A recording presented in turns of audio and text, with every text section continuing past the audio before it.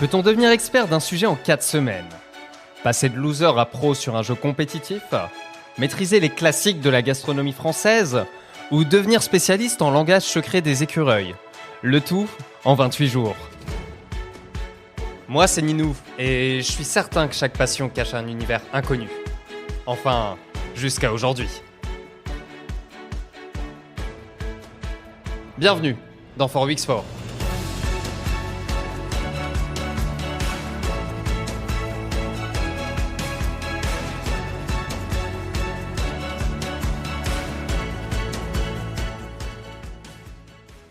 K-Corp, Faker, Rockstigers, Adam, Zeus. Certains frissonnent à entendre ces noms, mais pour une majorité, cela ne leur évoque rien du tout. Alors que si je parle de League of Legends, je pense qu'au minimum 80% des personnes en France ont déjà entendu parler du jeu. Je suis même prêt à parier être en capacité de trouver un grand-parent de 80 ans dans la Creuse qui serait prêt à me répondre « Oh mais si, mon petit-fils est Main Garen. Il se surnomme Adam et il carry des petits culs sur la faille de l'invocateur. » Bref, après avoir fait une dizaine de games sur LoL il y a un truc comme 7 ans, j'ai décidé le 5 novembre 2023 de véritablement commencer League of Legends. J'avais en plus ce concept de 4weeks4 qui traînait dans un coin de ma tête, car l'avantage d'être entre deux boulots, c'est qu'on a du temps pour réfléchir. Alors, on a des idées tous les jours, mais il y a un moment où on les assemble et on se bouge le cul pour sortir un truc. Et même si on n'a aucune idée en amont du résultat final, on sait que personnellement on l'a fait et qu'on a pris un énorme kiff. L'objectif de ce podcast est plutôt simple, fournir un contenu accessible aussi bien à ceux qui ne connaissent rien au jeu, mais aussi assez profond pour intéresser les plus fins experts. Je vais très certainement lancer des affirmations qui vont faire bondir les puristes, mais quand on parle de League of Legends, il y a forcément des rageux. Derrière le micro, c'est Ninou, et après 4 semaines passées sur la faille de l'invocateur, je vous embarque avec moi pour la première de 4weeks4, spécial League of Legends. Hello à tous, je suis à la fois super heureux, mais aussi très excité de pouvoir vous proposer ce premier épisode de 4weeks4 sur le thème de League of Legends. Comme précisé dans l'intro, ça fait maintenant 4 semaines que je me suis mis à jouer à LoL, avec l'idée de réaliser en parallèle la ligne directrice et le contenu pour ce premier épisode de 4weeks4. Alors je vais peut-être vous décevoir, mais je suis pas passé de débutant des enfers à joueur pro qui peut anticiper chaque mouvement de l'équipe adverse en 4 semaines. Donc je préfère vous l'annoncer de suite, cet épisode ne détient pas la recette miracle pour devenir pro player. Nous allons plutôt nous recentrer sur une analyse fine autour de l'origine et du développement de LoL, dans l'objectif d'avoir toutes les cartes en main pour répondre à une grosse question, un peu putaclic. Est-ce que League of Legends peut devenir le sport le plus populaire du 21e siècle? Ok, pour ceux qui pensaient être au niveau 0 sur League of Legends, je vous propose de commencer par une explication plutôt simple des bases du jeu. League of Legends, qui est souvent abrégé en LoL, est un jeu vidéo en ligne de type MOBA, qui est développé et édité par Riot Games. Publié en 2009, il est tout simplement devenu l'un des jeux en ligne les plus populaires au monde. Dans League of Legends, 2 équipes de 5 joueurs s'affrontent sur une carte qu'on appelle la faille de l'invocateur. Chaque joueur contrôle un champion parmi plus de 150 choix différents, chacun ayant ses propres compétences, ses rôles dans l'équipe. L'objectif principal du jeu est de détruire le nexus de l'équipe adverse qui est situé dans leur base. Le jeu se déroule sur une carte divisée en 3 voies principales, la voie du haut, du milieu et du bas, avec une jungle entre elles. Les joueurs doivent détruire les tourelles ennemies le long de ces voies, tuer les monstres qui se dressent sur leur chemin, gagner de l'or, de l'expérience, et coopérer avec leur équipe pour vaincre les champions adverses. En résumé, LoL c'est un jeu en ligne compétitif qui combine stratégie, compétences individuelles et jeu en équipe. Alors, pour être certain que vous puissiez bien comprendre les bases de LoL, j'ai demandé à ChatGPT de nous fournir une description humoristique du jeu. Et je pense vraiment que personne n'est prêt pour cette pépite. Bienvenue dans l'univers loufoque de League of Legends, où les champions sont plus capricieux que des chats et où les parties sont aussi imprévisibles que la météo en Bretagne. Imaginez-vous dans un monde où un Yordle enragé peut massacrer un dragon cracheur de feu et où un champion appelé Teemo peut semer la terreur avec ses champignons explosifs. C'est un peu comme si Mario Kart avait rencontré le Seigneur des Anneaux, mais avec moins de karting et plus de sorts magiques. Attendez-vous à des rebondissements, des retournements de situation et des moments épiques, dignes d'un film d'action hollywoodien. Et ne vous inquiétez pas, si vous ne comprenez pas tout dès le début, même les vétérans de LoL ont encore du mal à tout saisir. Pour finir, gardez à l'esprit que dans League of Legends, il y a 2 types de joueurs, ceux qui ont été tués par un Teemo et ceux qui le seront. Bonne chance et que les champignons soient avec vous. Bon, après 5 minutes d'introduction beaucoup trop longue, est-ce qu'on commencerait pas par creuser l'origine de LoL ? Début des années 2000, le studio Blizzard est déjà en train de marcher sur l'univers du jeu vidéo. Avec des nouveaux records de vente pour Diablo 2, les Américains lancent en 2002 le nouvel épisode de leur jeu de stratégie en temps réel, Warcraft 3. Pour ceux qui n'ont jamais joué à cette pépite, on prend des jeux comme Age of Empires ou StarCraft et on les combine avec l'univers de World of Warcraft. 2 ans avant le lancement du très célèbre MMORPG du même nom, Blizzard connaît son plus gros succès avec Warcraft 3. 1 million de copies vendues dès le premier mois et le titre de meilleur jeu PC de l'année. Avec ce titre, Blizzard consolide sa communauté autour d'un univers qui marquera les fondements de WoW. Si vous êtes toujours là, je vous explique de suite comment l'idée de génie derrière League of Legends était initialement dans les mains du plus grand studio de jeux PC de l'époque. En 2003, Blizzard sort son extension de Warcraft 3 avec The Frozen Throne. Et c'est durant la même année que Kyle Sommer décida de créer sa propre carte sur Warcraft 3 au sein de l'éditeur, qu'il intitula Defense of the Ancients. Le principe est plutôt simple. 2 équipes, composées de plusieurs joueurs, s'affrontent pour détruire un bâtiment dans la base adverse qui s'appelle The Ancient. Chaque joueur incarne un héros et récupère tout le long de la partie de l'expérience, des golds, afin de dominer en équipe les adversaires sur la carte. Ça devrait vous rappeler quelque chose là. D'ailleurs, si on prend les premières lettres de Defense of the Ancients, ça nous donne Dota. Et si vous êtes en train d'écouter ce podcast, c'est que vous avez certainement une connexion internet. Donc si vous êtes un peu curieux, je vous invite à aller dans Google Images, vous tapez Defense of the Ancient Map, et maintenant, dans un nouvel onglet, vous comparez avec League of Legends Map. En créant sa propre carte au sein même de l'éditeur de Warcraft 3, Kyle Sommer n'avait pas juste créé un nouveau mode ultra populaire. Il venait d'écrire les bases d'un nouveau type de jeu, les MOBA. Ok, reprenons notre histoire du côté de l'Est américain avec Brandon Beck et Mark Merrill. Nous sommes milieu des années 2000 et ces 2 colocataires font des études commerciales à l'université de South Carolina. Pour décrire leur parcours scolaire, on pourrait potentiellement dire que les 2 amis passent autant de temps sur les bancs de la fac que sur la nouvelle version de Dota. Ils se distinguent particulièrement sur ce mode avec les surnoms en jeu de Ryze et de Tryndamere. En 2006, Brandon et Mark, jeunes diplômés, réussissent à lever 1,5 million de dollars auprès de leur famille et de business angels pour lancer le studio Riot Games. Leur projet est très clair, reprendre le fonctionnement de Dota et le sortir de la licence Warcraft, avec un jeu gratuit qu'on appelle maintenant plus communément free-to-play. Ils basent leur économie non pas en amont avec la commercialisation du jeu, mais en donnant la possibilité aux joueurs d'investir dans des contenus supplémentaires, comme par exemple des skins, qui permettent de changer l'apparence visuelle des héros que l'on incarne. Ce principe de microtransactions ou d'achat in-game est repris aujourd'hui par l'ensemble des licences populaires, Fortnite, Apex Legends ou encore Dota 2. Pour atteindre cet objectif plutôt ambitieux, les 2 amis n'hésitent pas en matière de recrutement et misent de suite sur Steve Fick. Surnommé Ginzo, il est l'un des principaux fondateurs de Dota All Stars, qui était considéré à l'époque comme la meilleure version de Dota. Après 4 années de travail, plusieurs recrutements et d'autres relevés, le trio composé de Ryze, Tryndamere et Ginzo valide le lancement officiel du jeu free-to-play League of Legends le 27 octobre 2009.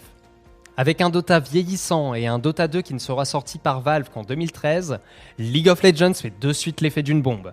Dès 2011, LoL atteint 11 millions de joueurs par mois. En 2017, League of Legends passe la barre des 100 millions de joueurs mensuels pour se stabiliser aujourd'hui sur une moyenne de 150 millions. À titre de comparaison, Dota 2 atteint son pic en mars 2016 avec 1,3 million de joueurs. On reste néanmoins d'un point de vue comptable encore loin de Fortnite et ses 230 millions de joueurs mensuels. Néanmoins, la comparaison entre les 2 mastodontes de la scène e-sport est assez compliquée, car le Battle Royale d'Epic Games peut s'appuyer sur sa compatibilité avec les consoles et les appareils Android, tandis que du côté de chez Riot, on reste sur PC ou Mac. Aujourd'hui, le studio Riot Games compte plus de 2500 employés, avec un revenu annuel de 1,5 milliard de dollars et une stratégie focalisée sur 3 axes.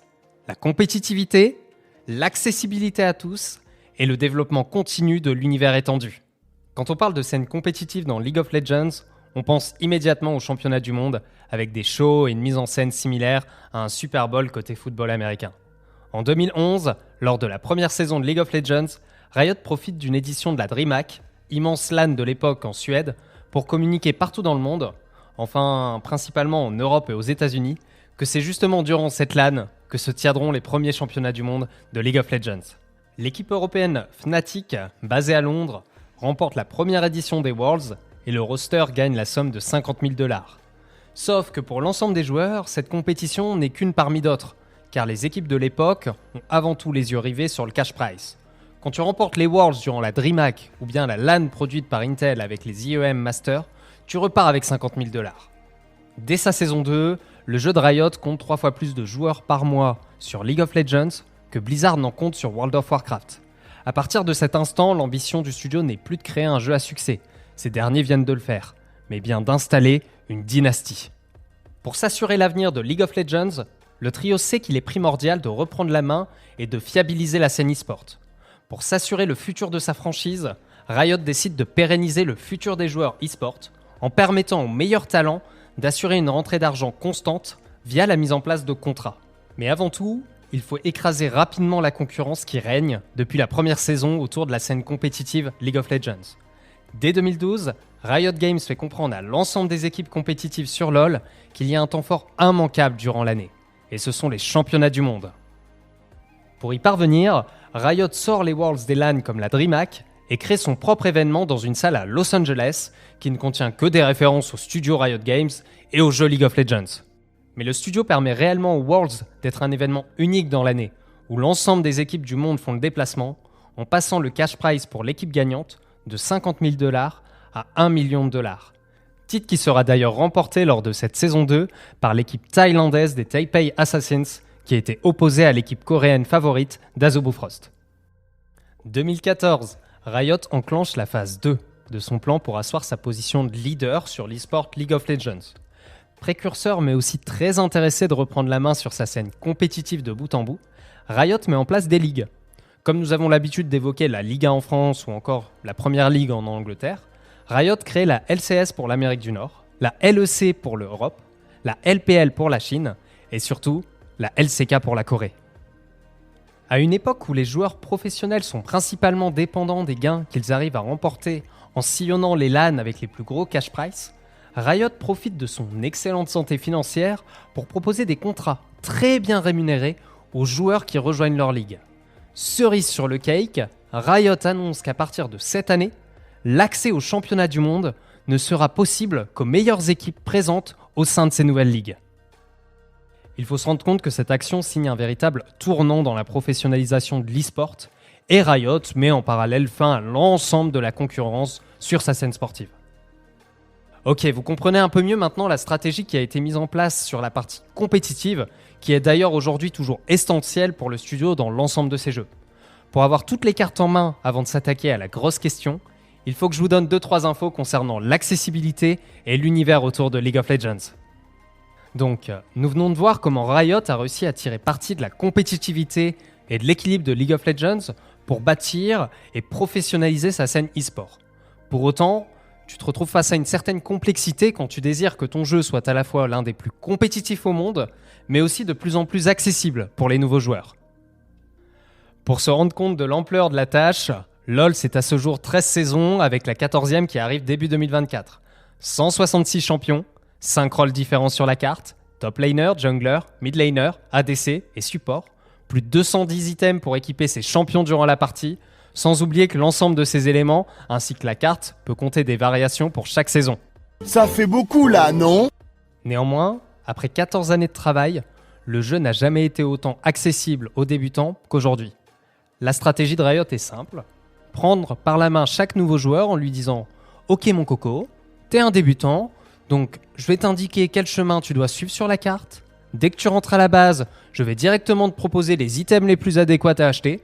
Et même avant que tu lances une partie, je t'indique les runes en lien avec le style de ton champion. » On peut d'ailleurs trouver cette simplification sur d'autres jeux compétitifs comme Fortnite, qui a eu l'excellente stratégie de lancer un mode sans construction qui a fait exploser son nombre de joueurs. Pour l'avoir moi-même vécu, je pense que la barrière à l'entrée que chaque nouveau joueur s'impose est très certainement le sujet principal où Riot fait face non pas à de la difficulté, mais à de la complexité, car la moindre simplification peut altérer la compétitivité intrinsèque du jeu. Pour tous ceux qui se disent « Ok Ninou, t'es mignon, j'ai en effet vu Arcane et je vois l'engouement autour de certains clubs League of Legends comme la K-Corp, mais jamais je ne touche à ce jeu des enfers. » Premièrement, je le comprends totalement, mais surtout, s'il y a un élément à retenir de ce podcast, c'est que je suis certain qu'il est possible aujourd'hui d'apprécier League of Legends et même devenir potentiellement fan d'une équipe sans avoir jamais joué une game de LoL. En effet, le rythme, la pédagogie et l'engouement qui est apporté par les commentateurs est clé pour apprécier n'importe quel sport. Ça tombe bien, nous avons ce qui se fait de mieux côté francophone, avec l'ensemble des matchs de League of Legends qui sont commentés sur la chaîne Twitch d'OTP. Avec Chips, Noah, Twix, Tréton, Carnage et bien d'autres, OTP a su constituer une équipe diversifiée qui cumule expérience, jeunesse et qui propose une production et des lives d'une très grande qualité.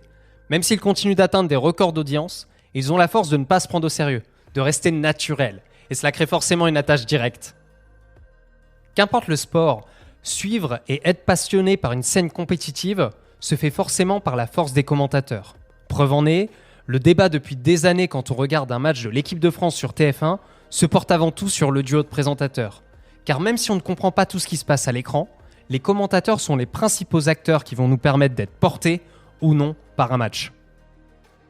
Preuve en est, je suis certain que si je suis à ce jour passionné de basket, c'est parce que j'ai eu la chance de voir des matchs commentés par Georges Eddy ou encore par Jacques Monclar. Des personnes habitées depuis des années par leur passion et qui transmettent à travers l'instant d'un match cette vibrance qui les anime et qui permet de porter avec eux l'ensemble des téléspectateurs. Cette puissance des commentateurs qui m'a rendu dingue de basket, eh bien je la retrouve au sein des cases de l'équipe OTP sur Twitch. Je ne peux donc que vous inviter à mettre de côté vos idées reçues et tenter l'expérience. Enfin, pour avoir l'ensemble des clés pour comprendre l'impact de LoL, on est obligé de prendre 2 minutes pour creuser l'univers créé par Riot Games et évoquer les histoires qui s'écrivent depuis le lancement du studio par Brandon et Mark en 2006. Côté jeux vidéo tout d'abord, on a bien évidemment League of Legends qui compte 150 millions de joueurs par mois et qui est encore aujourd'hui le succès majeur du studio. Néanmoins, dès 2019, année notable pour le studio avec les 10 ans de sa licence phare, Riot annonce la sortie d'un nouveau mode de jeu, Teamfight Tactics.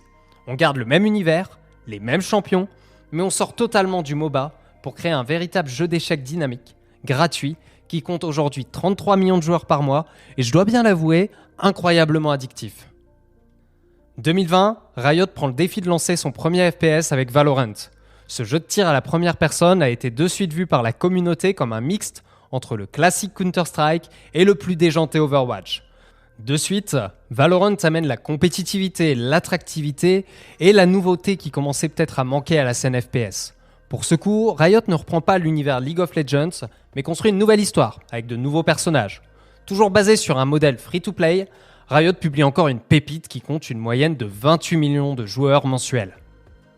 En combinant ces 3 licences phares, Riot Games compte sur ses serveurs plus de 200 millions de joueurs par mois. Et comme vous vous en doutez, le studio n'a pas prévu de s'arrêter là. Après avoir révélé la sortie pour très certainement la fin d'année 2024 de son jeu de combat intitulé pour l'instant Projet L, de nombreux bruits de couloir nous laissent entendre qu'un projet plus grand se construit. En effet, Riot aurait l'ambition de sortir potentiellement pour 2026 leur MMORPG basé sur l'univers de League of Legends. Le jour où le studio confirme cette ambition, on sera certainement sur la plus grande attente dans l'univers du jeu vidéo. Pour terminer, comment ne pas parler de 2021 et de la sortie sur Netflix de la saison 1 d'Arcade.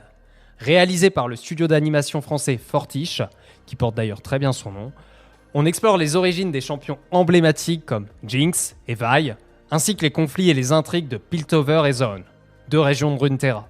Si vous n'avez pas encore vu la série, vous appuyez sur le gros bouton pause, vous allez squatter l'abonnement Netflix que vous avez fait acheter à vos parents alors qu'ils ne savent même pas comment accéder à l'application sur leur télé et vous regardez de suite cette pépite.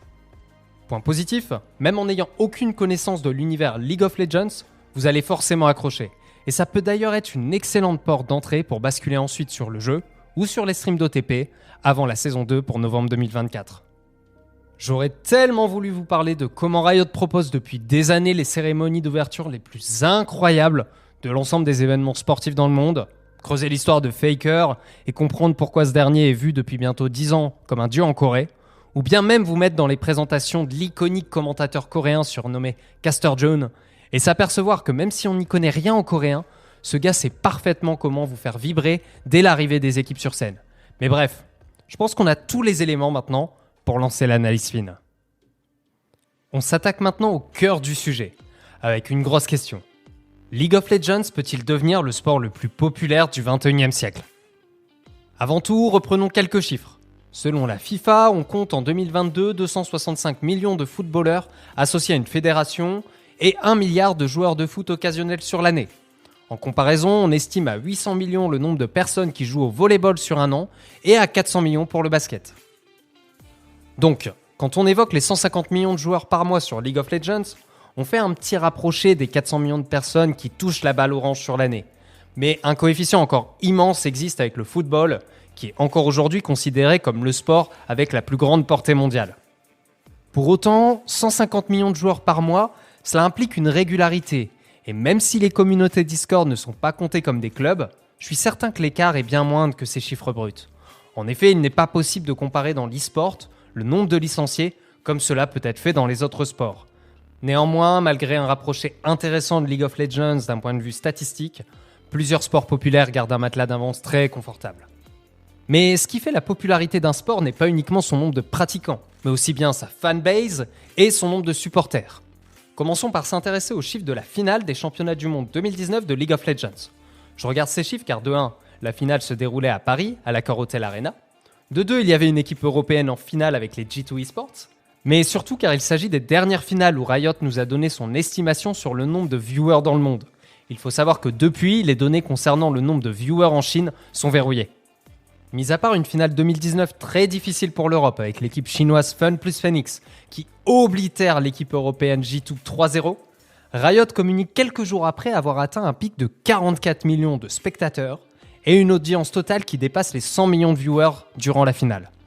Pour s'en rendre compte, cette finale des Worlds de League of Legends en 2019 atteint le même nombre de viewers que le Super Bowl de la même année entre les Rams et les Patriots. Je suis tout à fait d'accord qu'il est impossible de comparer l'impact de League of Legends avec une finale de Coupe du Monde de football, qui a atteint des audiences de plus d'1,5 milliard de personnes pour le dernier France-Argentine par exemple. Néanmoins, il est important de se rendre compte que League of Legends, après seulement 14 années d'existence, fait déjà partie des plus grands événements sportifs, et ce, chaque année. J'ai oublié de vous préciser que depuis 2010, Riot Games appartient à l'entreprise chinoise Tencent, spécialisée dans le digital et la publicité en ligne.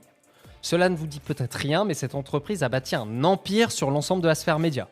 Côté jeux vidéo, Tencent détient aujourd'hui 100% des parts de Riot Games, mais Tencent est aussi derrière le studio Supercell, qui a développé par exemple Clash of Clans ou encore Clash Royale.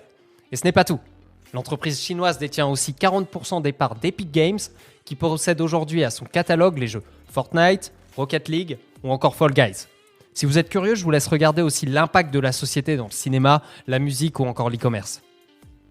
Malgré une stabilité de la scène compétitive depuis plusieurs années et des championnats du monde qui rayonnent sur le monde entier, c'est avant tout le studio Riot Games et par conséquent l'entreprise Tencent qui a profité de ce succès, et non directement les clubs. En effet, on mesure aujourd'hui la fragilité économique de plusieurs structures e-sport, avec de nombreuses spéculations financières sur ces dernières entre 2017 et 2019, et des valorisations qui ont pu atteindre jusqu'à plus de 15 fois le chiffre d'affaires des clubs. L'ensemble de ces mouvements spéculatifs a contribué à la création d'une véritable bulle financière, qui avec les récentes crises a rattrapé les clubs, et nous avons des structures comme Mad Lions, qui a annoncé par exemple une perte nette de 24 millions d'euros sur l'année 2022. Même si le studio se porte extrêmement bien, Riot et Tencent savent qu'ils ne peuvent continuer à croître et développer leurs futurs projets si les clubs iconiques ne peuvent consolider un modèle financier stable. Il faut savoir qu'avec l'intégralité des matchs diffusés sur des plateformes comme Twitch ou YouTube, les structures ne peuvent compter sur des redevances télé qui sont dans le sport la principale rentrée d'argent des clubs. De plus, à part lors de certains événements, l'e-sport ne possède pas non plus un modèle économique régulier qu'on peut avoir avec les stades via la vente de places.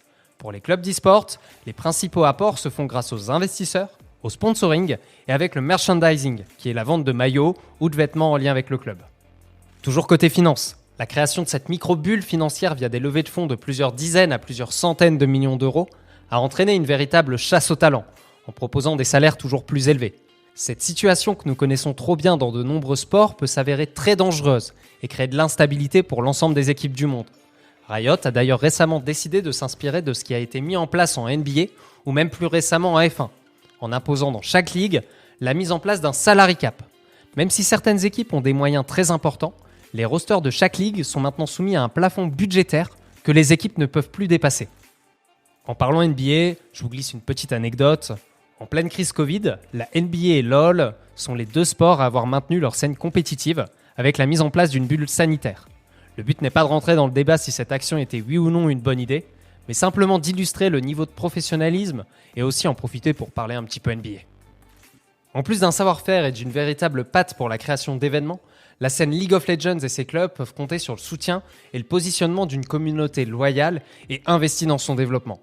Ainsi, quand des États comme les pays du Golfe identifient l'e-sport comme un véritable enjeu de soft power, comme peut l'être le football ou la F1, et décident de mettre en place une stratégie agressive sur différents jeux comme League of Legends, la communauté dit non.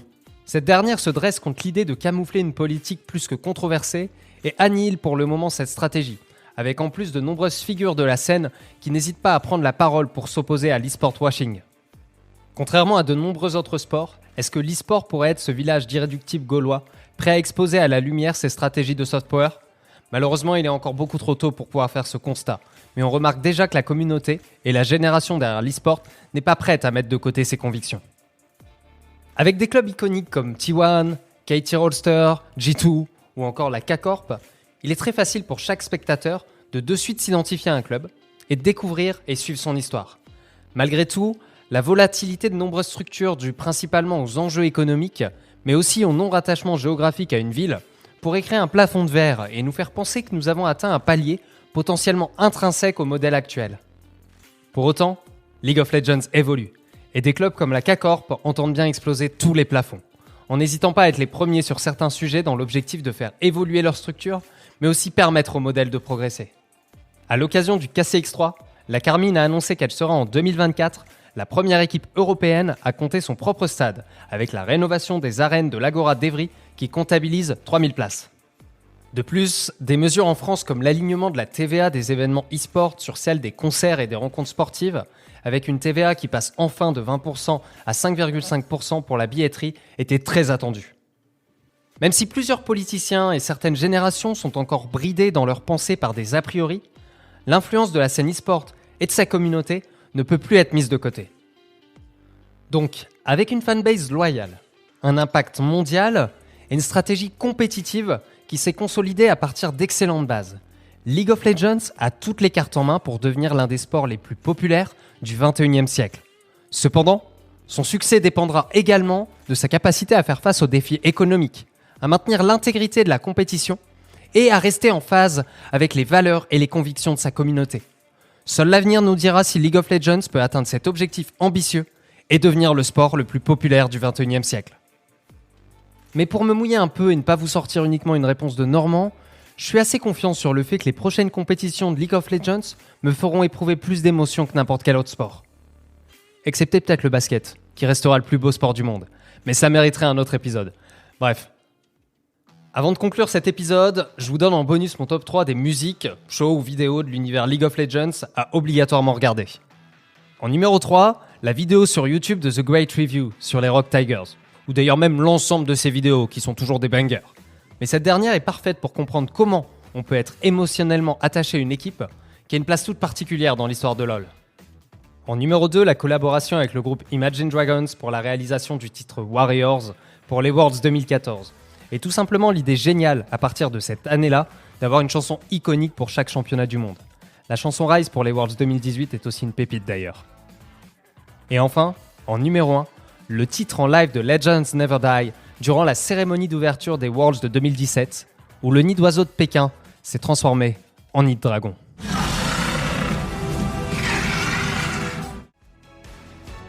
Pour conclure ce premier épisode de 4Weeks4, nous avons une reprise de la scène compétitive League of Legends fin janvier 2024.